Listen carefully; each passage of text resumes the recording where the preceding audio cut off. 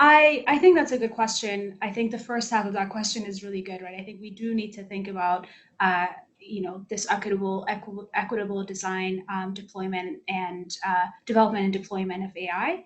I don't, I personally don't necessarily engage with the second part. And part of it is, I think, just sort of my own research, which is just focused on what's going on right now and how are we serving the community, the society as a whole as AI researchers, and are we doing a good job, and where can we improve, right? I think that there's just so much going on, even in what's going on right now, that thinking about what might happen, some future disruption that might happen is I don't want to say it's not necessary, but I just think that there's so much going on. It might even be a distraction, right?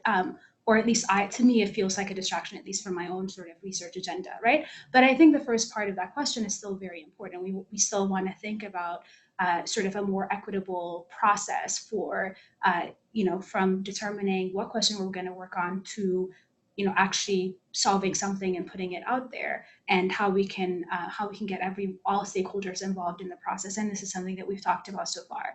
And I just wanted to add also, I think the reason why I sort of hesitate to answer the second part of that question is because I think it's very easy to be attracted to that kind of question, right? I think to just sort of think about this future where, like we've achieved, I guess, general intelligence, and AI has sort of surpassed humanity, and the robots are taking over, whatever it is. I think it's very like attractive to think about that, right? I also like science fiction, so it's sort of fun to think about what might happen in the future, and maybe it will happen. I don't know, but I think that to me, what kind of drives my day to day is, who in the world right now are we not serving?